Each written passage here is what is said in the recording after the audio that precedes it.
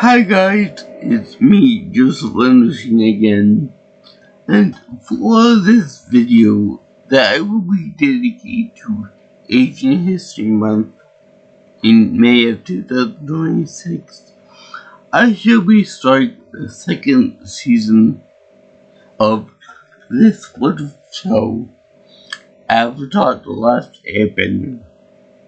Now, the first episode is very interesting in this season because it's called the Avatar State, and it's where Aang and the other members of Team Avatar venture into what's called the Earth Kingdom, and the Earth Kingdom is primarily based upon China, and I can't think of what the name of the exact time period that they're based on, but it's fundamentally Chinese, although there are some other mixtures of some other cultures in there.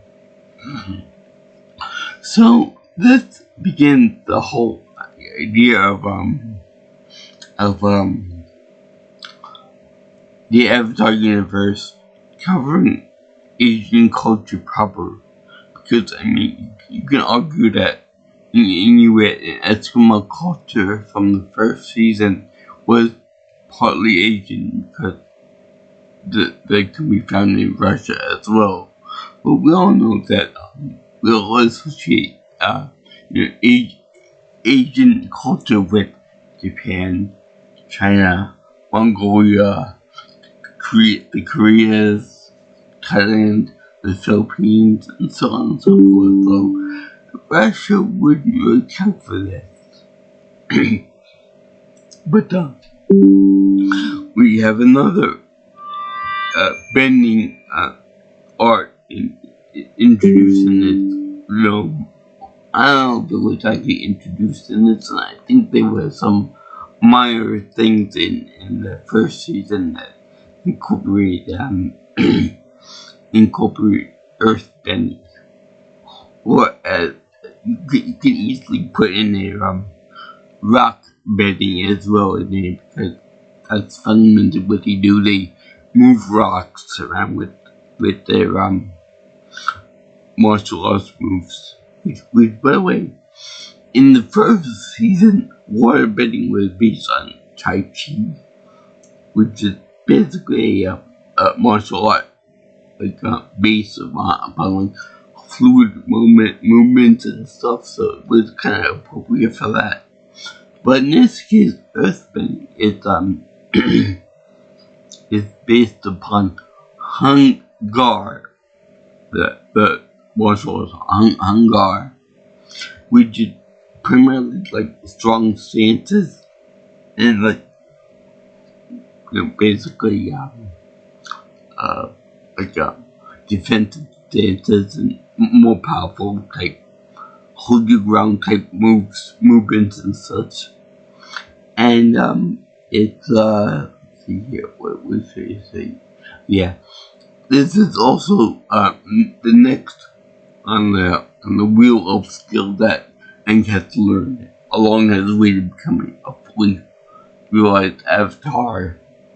That being, he starts out with airbending, then he moves on to water bending, then earth bending, and fire bending at last.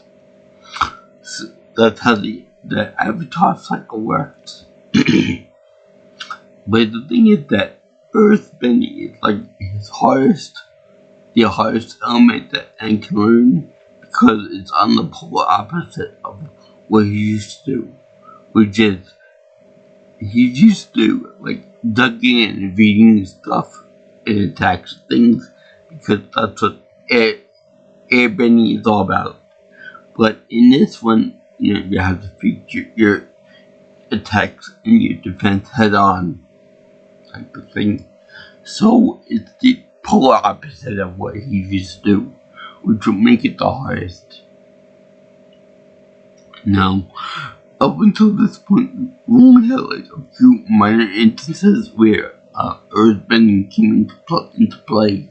So it was pretty much foreign to Angie, and it was pretty much seen as like an unstoppable force until you master it yourself, or getting the practice into it to know what you're doing. And may I just say that she isn't introduced just yet, but I love the concept of the earthbending master that Aang has to learn earthbending from. She's actually pretty good, and the execution of it does really, really good. And no, it's not King Boomy from Umashu. Although it does get a reference at the end when the earthbending people, soldiers, offer to escort Aang and company to Umashu again. So anyway, there's also a very interesting progression of the character Prince Zuko and Uncle Iroh, because Uncle Iroh is more of a disciplined and more knowledgeable and experienced warrior, so he knows everything there is to know about the Fire Nation, as well as his younger brother Ozai, which is so hot-tempered and very strict and very arrogant as far as something go. And I believe that in this episode we get like a proper introduction to Princess Azula, which, even though she's a hot-headed princess and a very strict perfectionist, I still think she's attractive. And I know it's only cartoon, but still, she might be admiring this instance, but I believe that this season might come out in like 2007-ish, so she's of age now, so bite me on that. Anyway, we get some interesting feeling dynamic between them, which honestly, this is really disrespectful, being that Zuko is older than she is, about like a year and a half or something like that. But she always refers to him as Prince Zuzu, which is very funny. And he really does get under his skin quite nastily. But not a little bit. It's more like a family dynamic because she's royalty and so is he, so they can get away with that kind of thing. But if you were to actually speak to a royal prince or princess in the same manner as a commoner, I'm sure you'd probably get your head chopped off or imprisoned for it, especially if she has the temperament of Princess Azula. But anyway, they have a good arc in which they are in which Zuko and Aang are pretty much set on their pathways, and the people in general found in this earthbending kingdom outpost witnessed what happened with not witnessed with the eyes, but like word got to them about what Aang did in Northern Water Temple, in the Water Kingdom, the palace, I should say. And they know that he can become the Avatar. And it's more of a, Roku described it as a defense mechanism that when someone's in danger, or when he himself is in danger, he can channel into the Avatar state where he can become all powerful and all knowledgeable from the past lives of the Avatar, which I know that reincarnation is a Hindu philosophy, but what about the idea about avatars and that you can seek knowledge from your past lives. I want to say that that's part and parcel to Hindu mythology as well too, but I'm not 100% sure on that. So anyway, they Feng wants to try to harness the Avatar state and induce Aang into doing it on purpose to try to fight Ozai.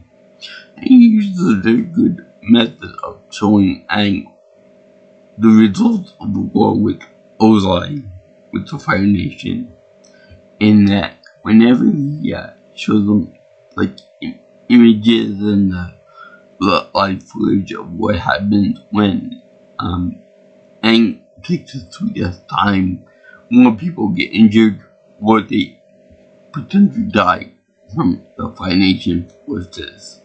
So that adds to it more pressure to master the all four elements and then become the Avatar.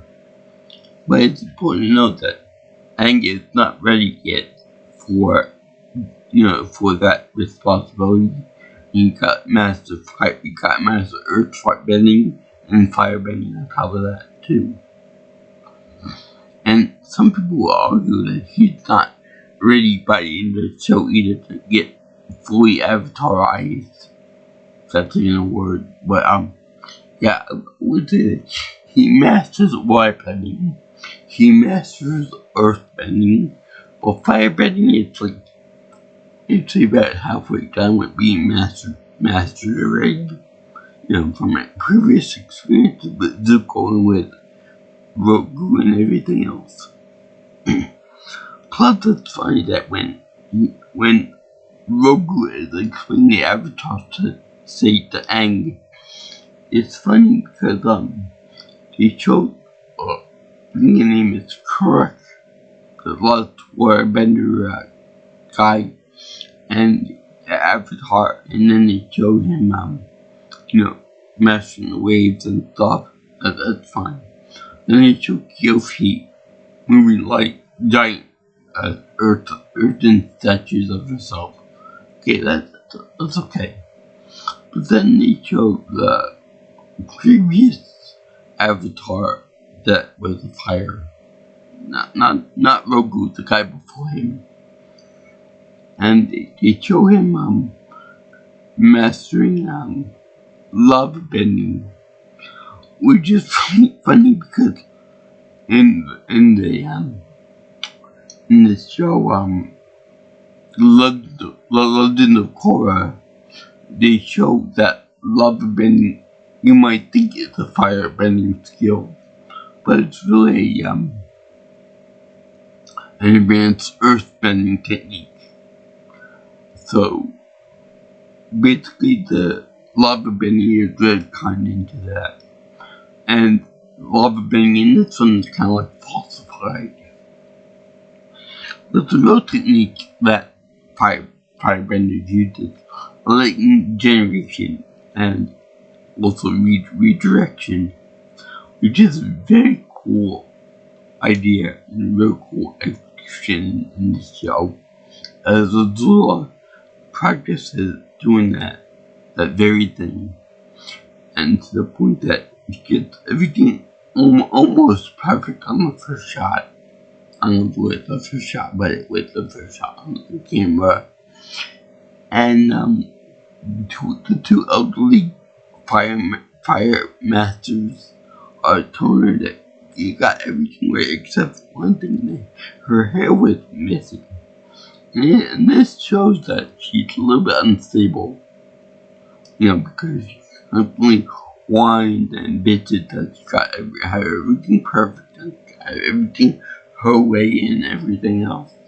So this kind of shows a little her until when she's not I don't want to say she's a drama queen, but she's not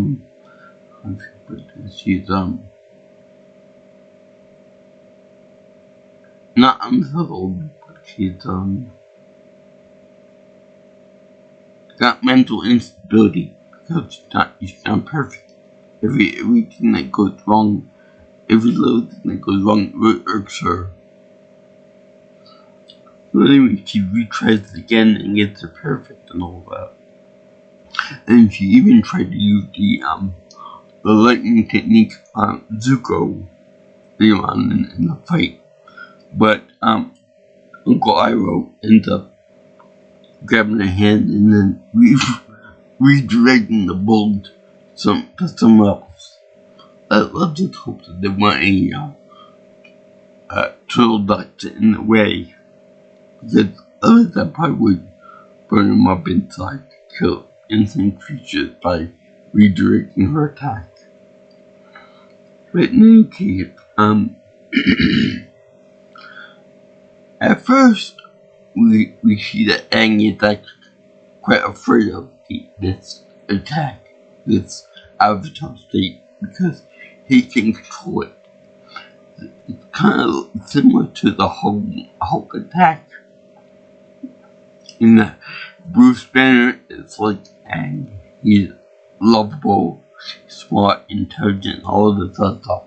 But whenever he goes into the avatar state, or the hulking brute state, he loses all intelligence, all friend or foe type mentality. He can't recognize himself, he can't even recognize his own personality. So he becomes almost like a berserker type state, and Aang doesn't want that.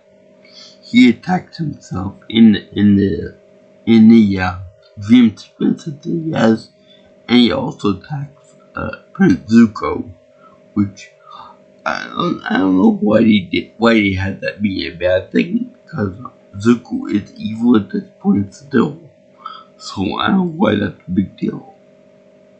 Maybe that foreshadowing when Zuko ends up becoming a good guy and Aang's pirate teacher, all that.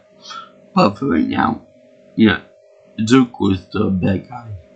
Still trying to pursue the Avatar for his own honor, reclamation, all of that stuff too. So anyway, they show that Aang is terrified of this state, and it's terrified what he will do to it, to himself and other people, and the destruction it causes the innocent things, the animals, and all the other fluffy stuff too. And he doesn't want to do it by choice, but he knows that he's gonna have to master himself to defeat Ozai with whatever means necessary. Even though Aang tried to try to defeat Ozai without killing the guy, because of his passive nature. So anyway, they have these people welcome Avatar and company into the Earthbending camp, or the outpost, I should say. And like I said, General Fang said, great job and all of this stuff. Let me see if I can try to coach you into the Avatar state. So they tried logical things, like they tried to get Sokka to scare Aang into the Avatar state. And that's the one they tried to do. They tried to appeal to the more to the elemental aspects of the Avatar by putting together a costume of things for each element. Fire Nation, the Earth Kingdom, that Guar Tribe, this, and of course he's got the rope on for the air nomads. So that makes sense. And then he tried to put the air, fire, water, and earth together in like an elemental soup, if you will, and then took it to Aang. And that kind of makes sense a little bit, but that doesn't work either. So then all along, General Fang finally come up with the last solution, if you will. try to figure out how to activate this powerful avatar state at will. Now, like I said, he doesn't want to do this because he doesn't want to hurt people, but he's got to know himself, and he's got to be able to, control this avatar state. It's kind of like whenever someone takes an extreme amount of adrenaline, that they may not want to do it, and they might lose control of themselves when they do it, but it's gonna be beneficial eventually for them once they figure out how to control themselves and how to control, what to do when they activate it, their other self. Which, by the way, I would think that if someone were to know that they are the avatar, I would think it'd be kind of important for whoever's in charge of them, whoever in charge of being their mentor or their master or their, sensei or whatever you call it, to let them know, precisely what their avatar state is, how to trigger it, what to do when you enter it, that kind of thing, power level, all that stuff. Because otherwise it doesn't really make sense. It's like giving the kid a gun and then not telling him how to operate it properly. And that'd be very, very bad. Because the avatar state is like a gigantic weapon of elemental proportions. Quite literally. So anyway, at this time they're also doing a thing where they're doing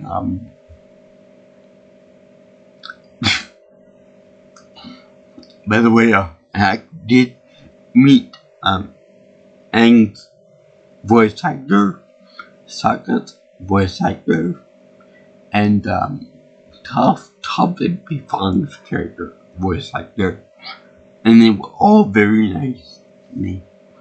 I mean, they actually went above and beyond what they should go for. They were very, very nice. They signed my DVD of season 1. Toph wasn't in season 1. They took pictures with me. They went in front of the desk and they took pictures with me and stuff. And they were all very nice. They were away from the desk. I couldn't get the date with Mint or Dante Bosco though, and we all know what happened to Uncle Iroh's voice actor. He's up in heaven right now. Didn't freaking die on the call. Calling all smucks, I'm sure. So anyway,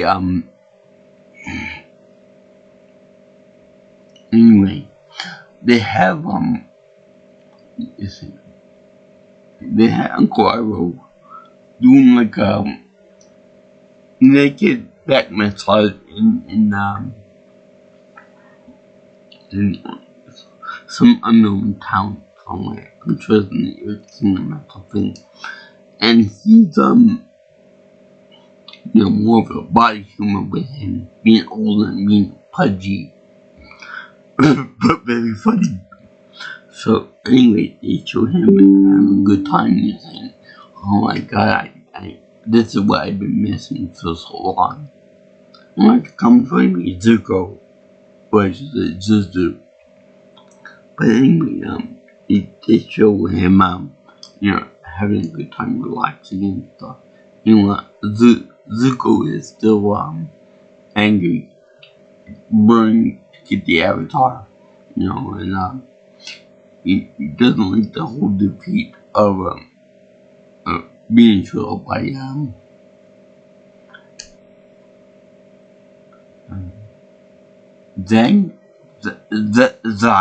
Yeah, Zhao. He doesn't like that. He doesn't like the fact that, Zhao didn't accept himself when he had the chance to do it with that Kappa avatar thing, whatever you call it, on the Northern Ice Palace.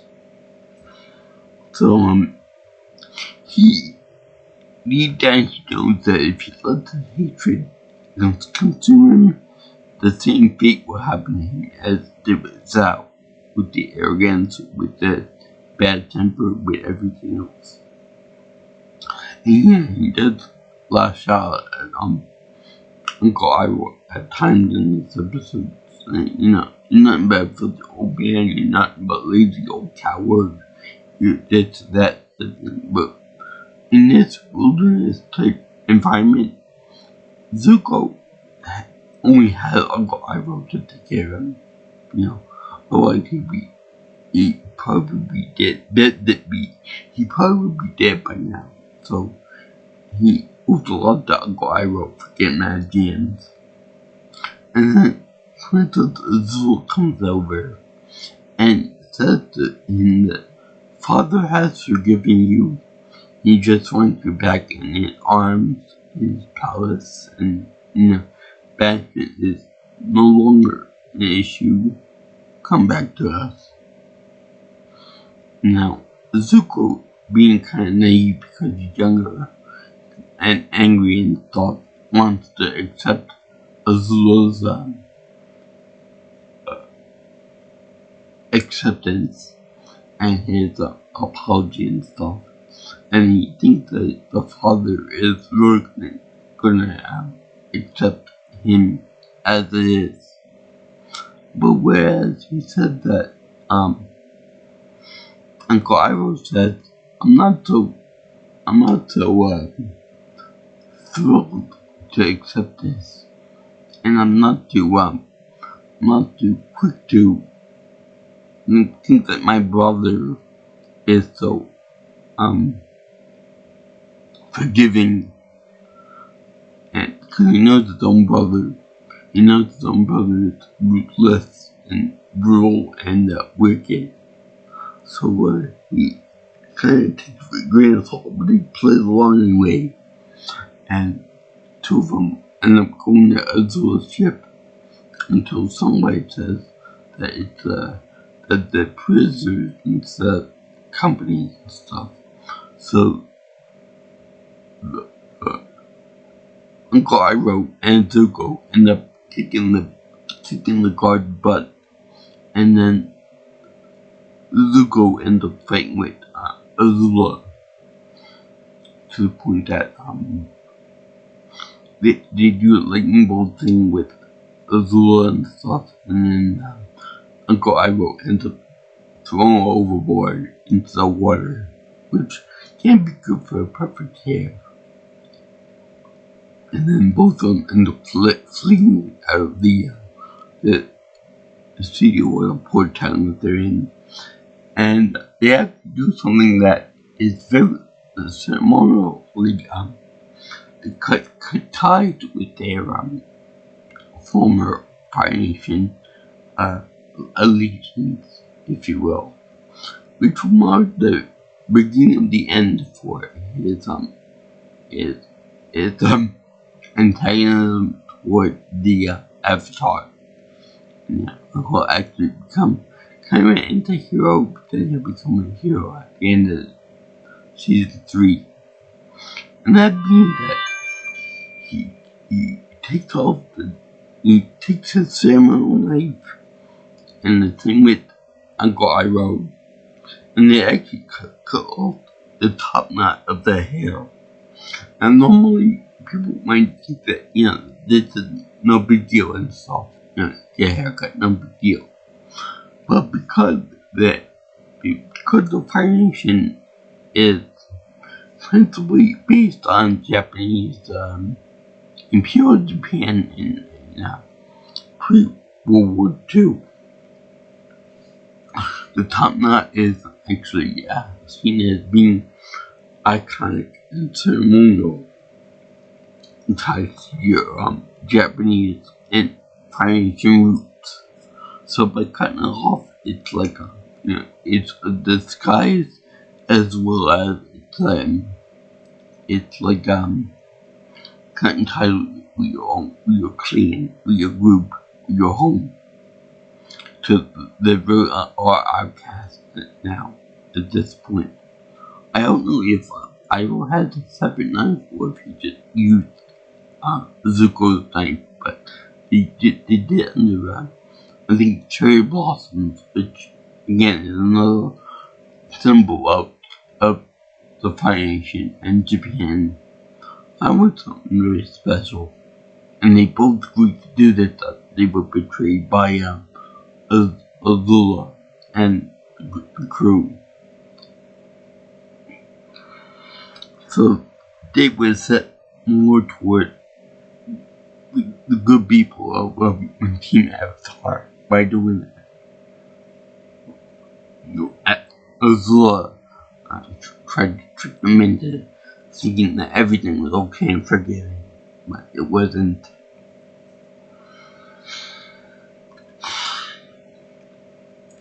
Now for Aang's little transformation. General Zhao, General Feng, I think is a Chinese name. Anyway, the only Feng I know is the guy from the reboot show. And Zhao Feng ordered all his troops to attack Aang, to try to coax him into doing the Avatar state. And they're very near successful because they use rocks and ground to attack Aang. And Aang, at this point in the story, can't do anything about it. He can't attack rocks and ground and everything, so he just evades everything that's thrown at him, quite literally. Even the big disc that they took at him look like they're based on Chinese coins, and it's funny because sometimes he actually squeezed through the little square hole in the middle. So it's actually pretty funny that he can maneuver around all of that. In any case, they show him getting around all of that and pounding through him and everything. But then General Feng picks up on this, and then he says, let me see if I know that you can get away from everything that we taught you, but your little friend, your girlfriend, can't do that. So he tries to coax Avatar into the Avatar state by threatening and then possibly killing Katara, which is not a very smart idea. So he ends up making like a quicksand type environment for her underneath the platform where she is. And as the girl is getting deeper into quicksand, and he's playing with the guy, don't do this. And so the gentleman says, well, I wouldn't have to do this if only you became the Avatar that you could save her life. And this is wrong because if Aang couldn't get into the Avatar state, would the guy kill her? Would her blood be on her hands? I don't think you shouldn't threaten life or death based on something someone else can and cannot do on the will. But he eventually does get into the Avatar state.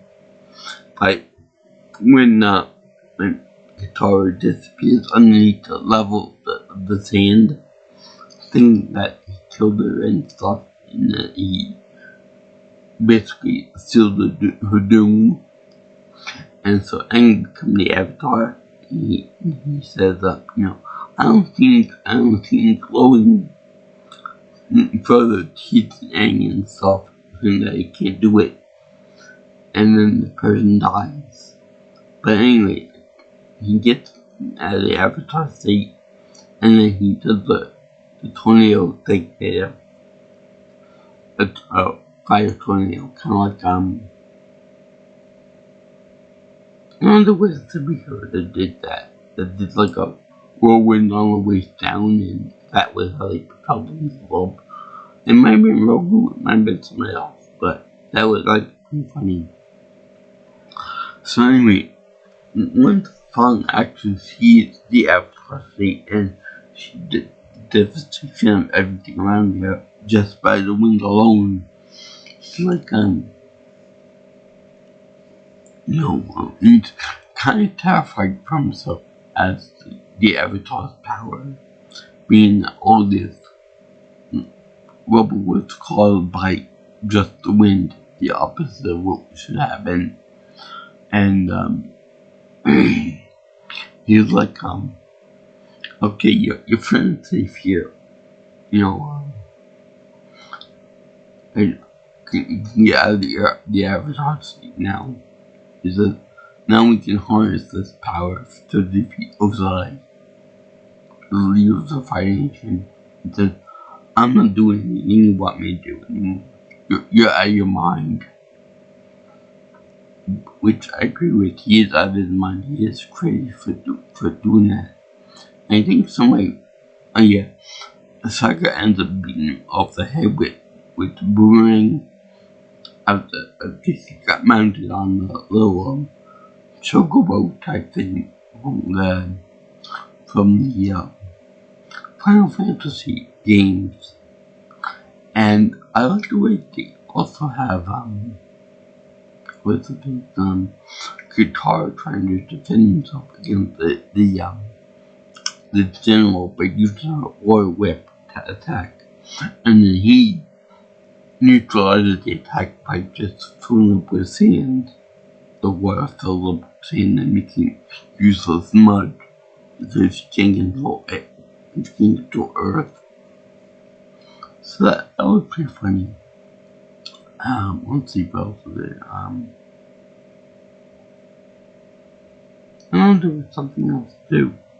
I'm gonna say,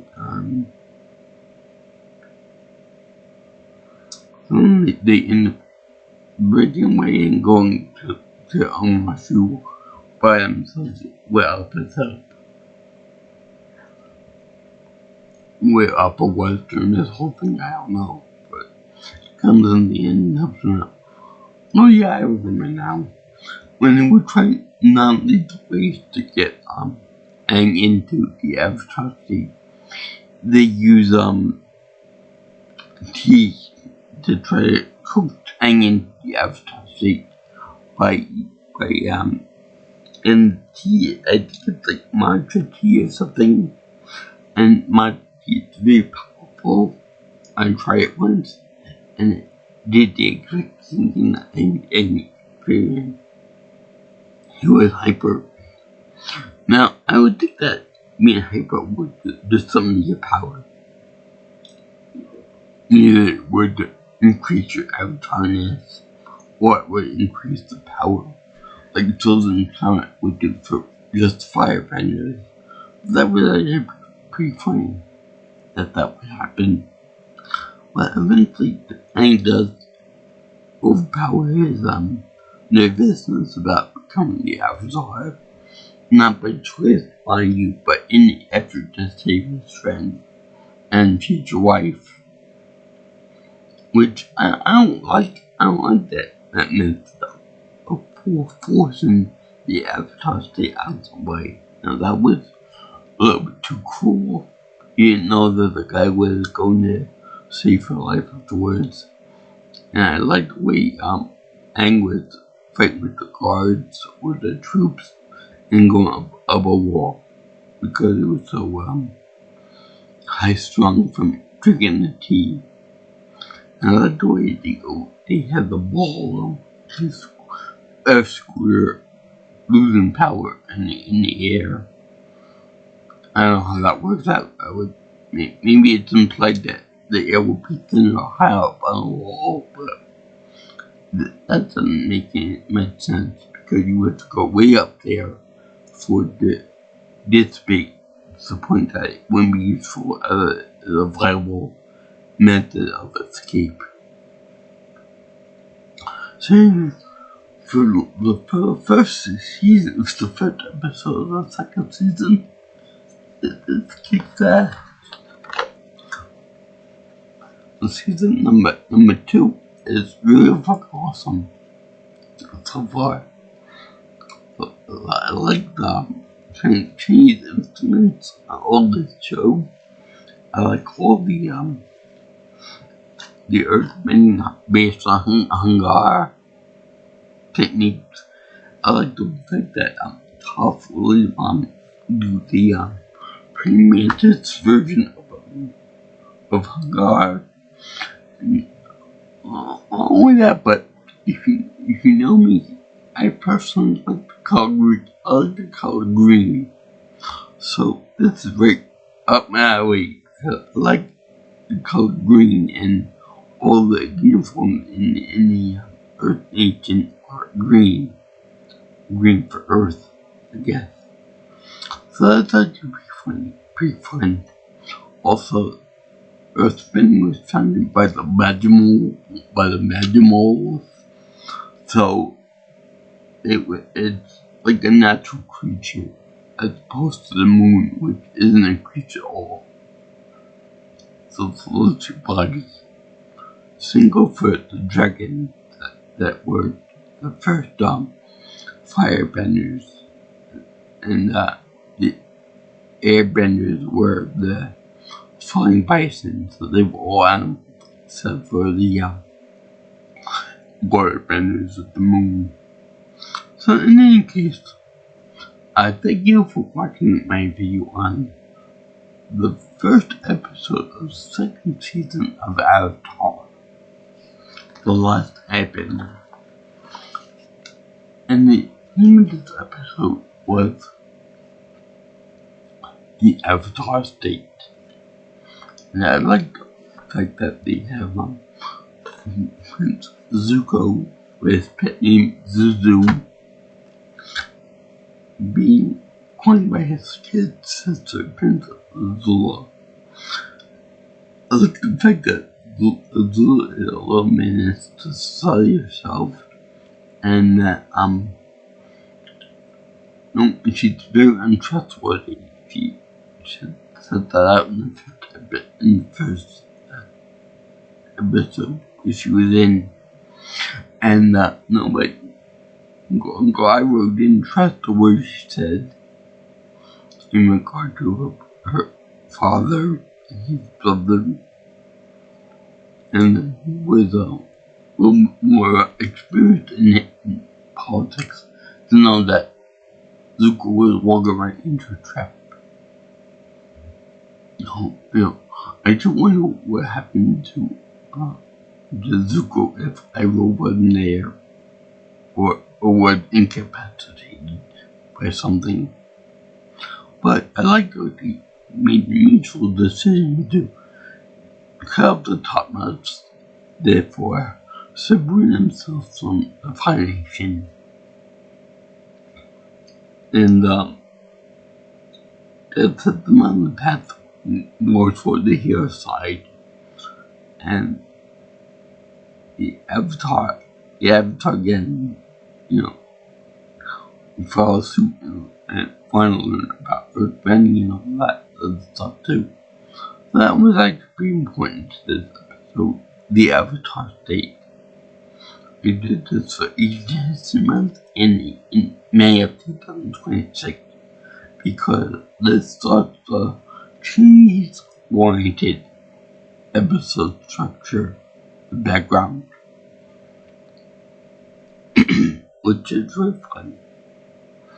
And, I give this episode a happy face, zero approval, because other than, fun, really killing Katara or putting her in danger, I like everything in this show, in this episode.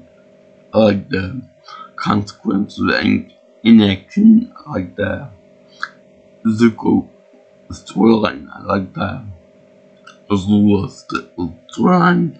I like the Iroh storyline.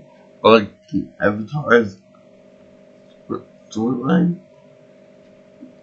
And then, regardless of what happens, they're still feeling to end. Still willing to help him out.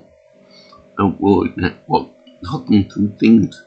Willing to help heal him against all the trauma, all the PTSD he might have, and all of the responsibility that he might be occurring, because he is the most important kid in the world right at this point. So anyway, if you like what you see here, and want to see more on my channel and such, then please like, comment, share, and subscribe to my channel. You can also contact me for future information on future videos by calling me or texting me at 631-707-3707.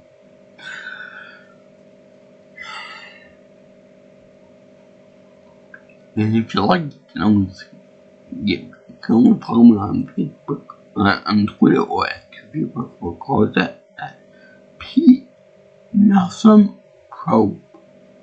That's P Nelson Pro on the Twitter. Also, my email is jjscreenchannel@gmail.com. So, I salute all you guys and girls who like this show.